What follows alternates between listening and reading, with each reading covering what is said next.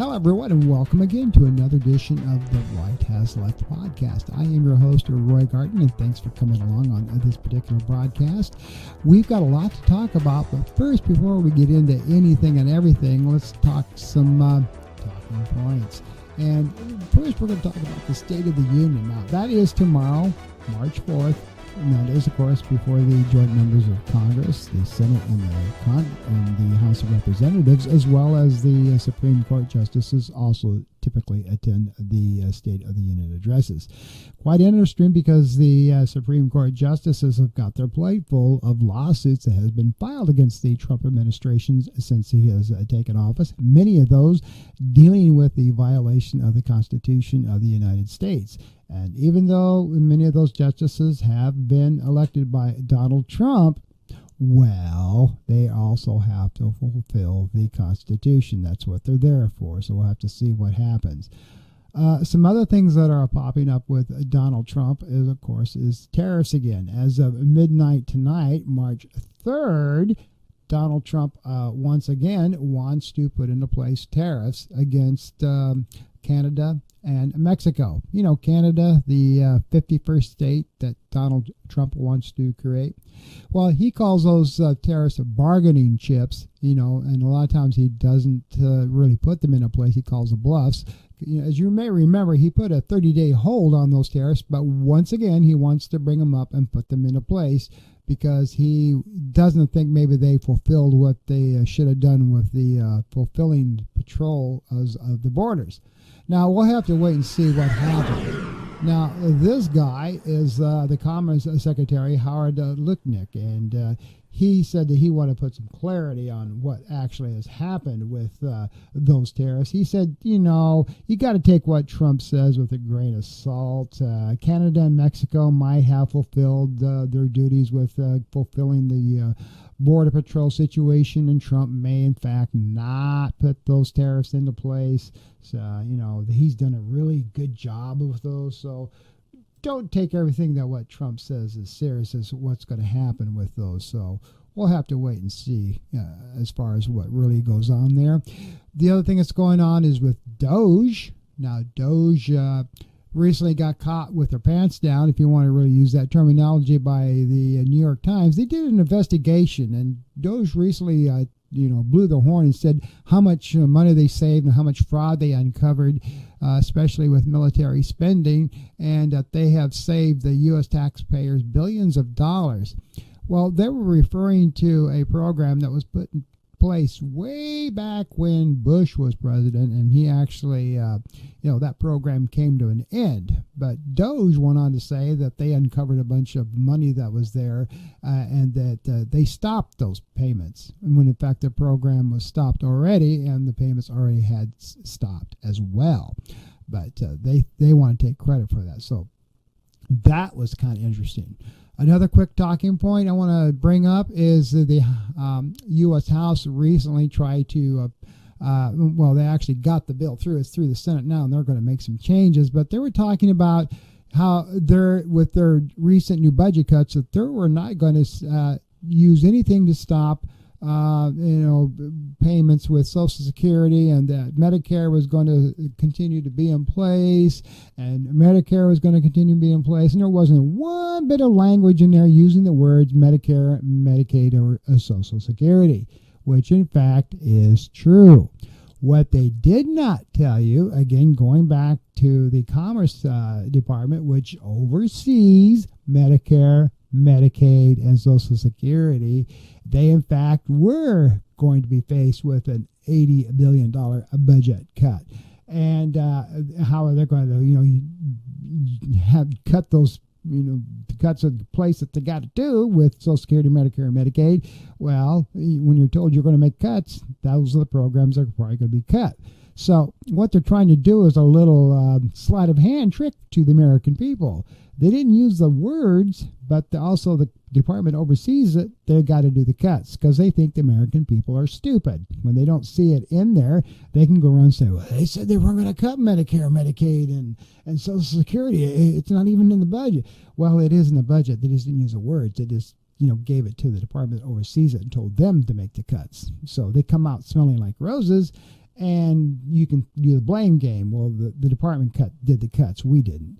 Now, of course, that's gone before the Senate, so we don't think they're going to make some changes, and we're back to square one again. One other bit of talking point before I get into the real crux of today's podcast is the backlash that happened when your congressional delegation, which is now, of course, coming back from breaks, did their town hall meetings, and they got a lot of backlash from their constituents back in their home states. People are upset. They were screaming at them. There has been nothing done with the economy. There has been nothing done to bring down lower food costs. There has been nothing done to, help the seniors and the veterans and anybody else.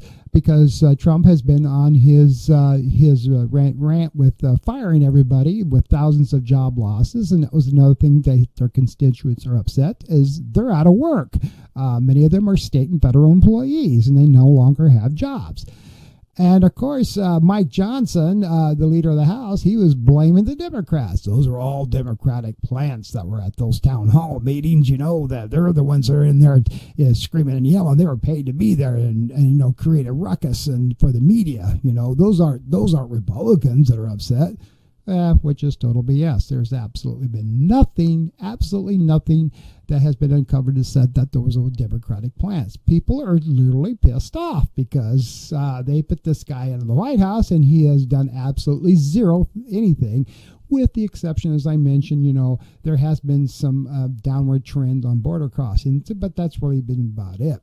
Other than that, he has lied about everything he said he was going to do so far. Besides cutting lots of jobs. So we'll have to wait and see what happens there now, won't we? Okay, now let's get into today's actual program. And what we're going to talk about today is, of course, Donald Trump's recent meeting with our good friend from Ukraine, Zelensky, who got blindsided at a recent media press conference. And who was at that press conference?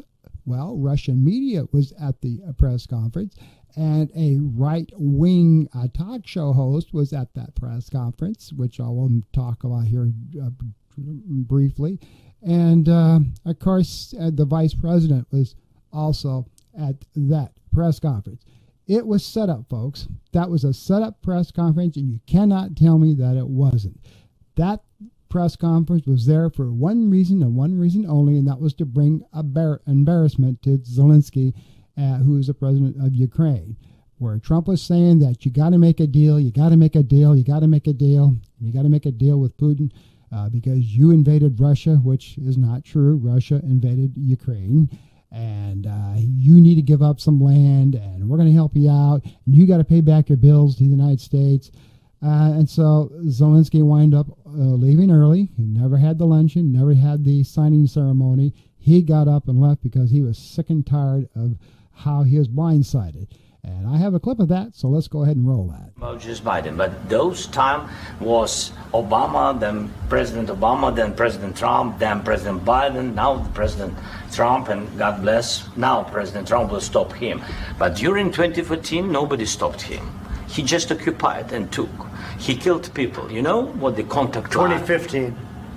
2014. 2014 and 2014. 2014. Yeah. So I was not here. Yeah, but that's exactly right. Yes, but during 2014 till 2022, the situation the same. The people have been dying on the contact line. Nobody stopped him. You know that we had conversations with him. A lot of conversation, my bilateral conversation, and we signed with him, me, like a new president.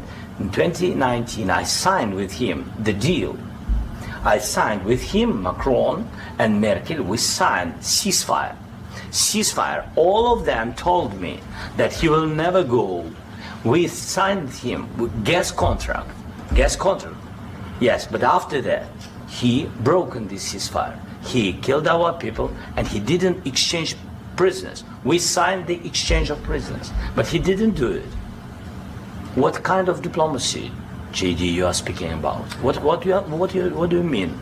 I'm talking about the kind of diplomacy that's going to end the destruction of your country. Yes, but if you Mr. President, with respect, I think it's disrespectful for you to come into the Oval Office and try to litigate this in front of the American media. Right now, you guys are going around and forcing conscripts to the front lines because you have manpower problems. You should be thanking the president for trying to bring an end to this conflict. Have you ever been to Ukraine? Did you say what problems we have? I have been to. Count once. I've actually watched and seen the stories, and I know what happens is you bring them on a propaganda tour, Mr. President.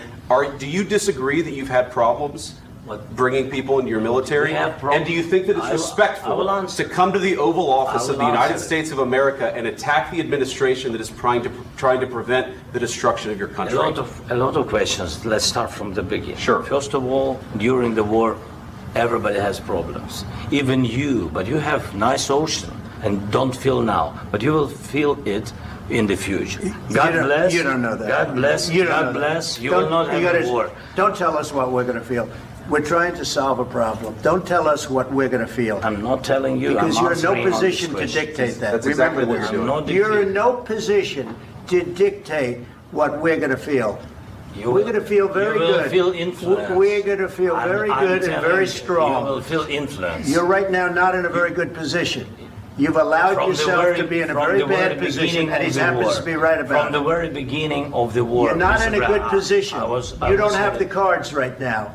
With us, you start having I'm not playing cards. Right now, you don't. You're playing cards. Mr. President. You're playing cards. Serious. You're gambling with the lives of war. millions of people. You're gambling with World War III. You're gambling with World War III.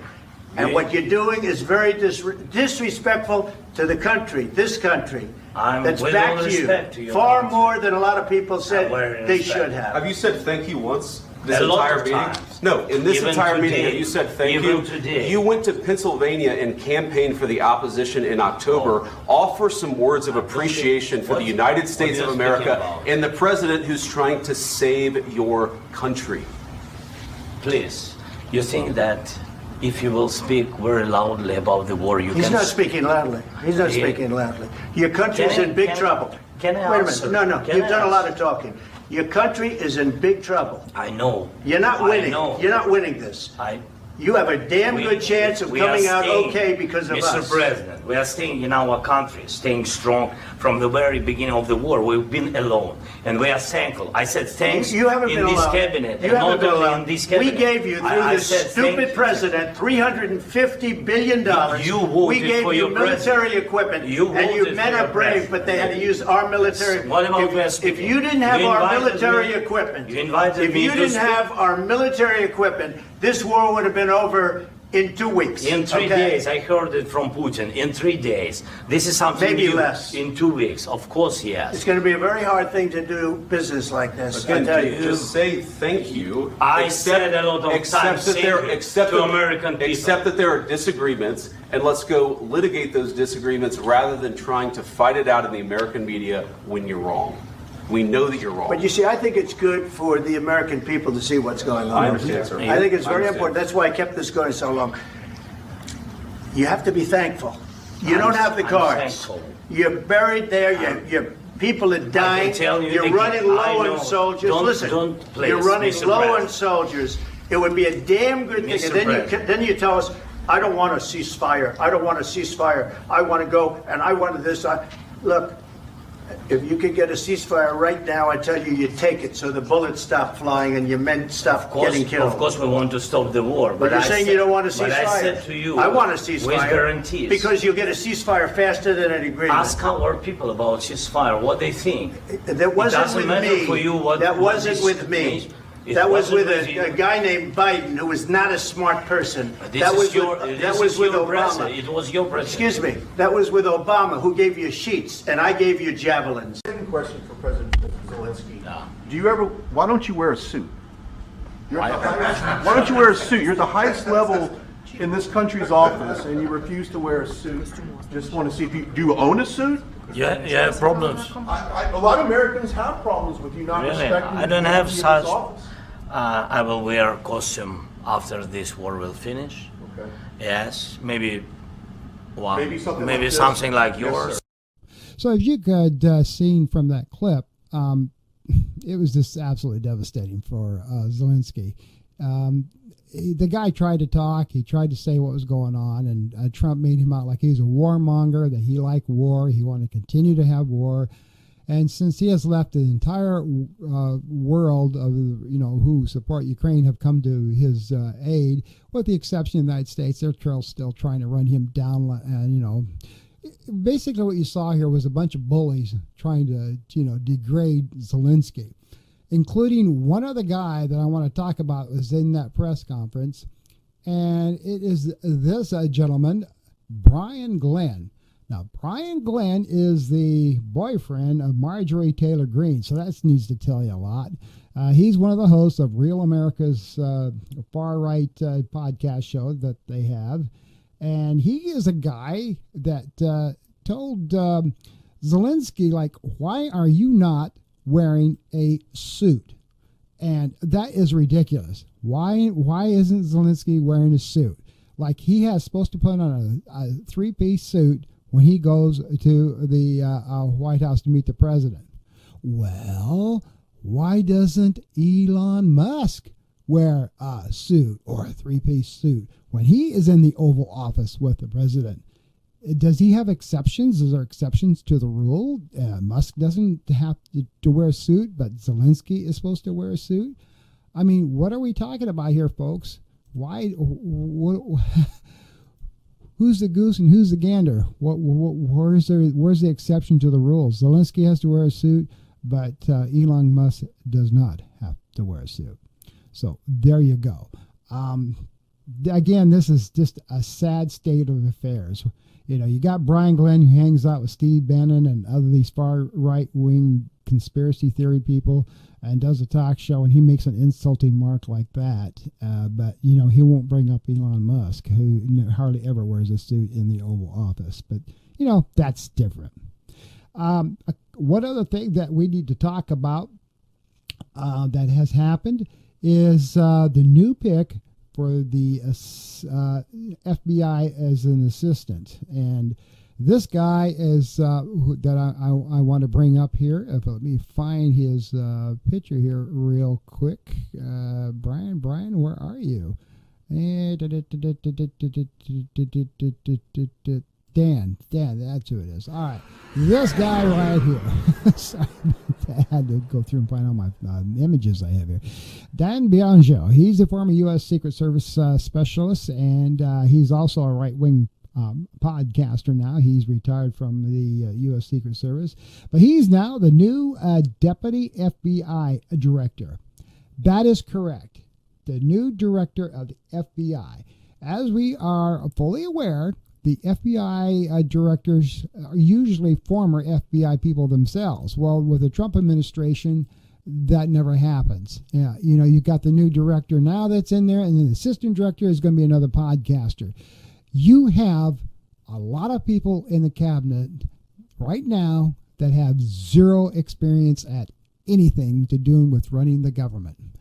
And other than this guy does have some Secret Service, background, which may work. I don't know, but these people have all done favors for Donald Trump and now sit in these positions. From Florida, we got Pam Bondi and we've got Mark Rubio. And Mark's not too bad. I got to give him some credit. But and Pam Bondi, she was a snowflake here in Florida, and she's going to be about the same thing there in the White House. These folks are all just hiding kissers to Donald Trump. And this is the first time I've ever seen a cabinet made up of people that have zero to no experience in the positions that they've been put into. And it's kind of scary.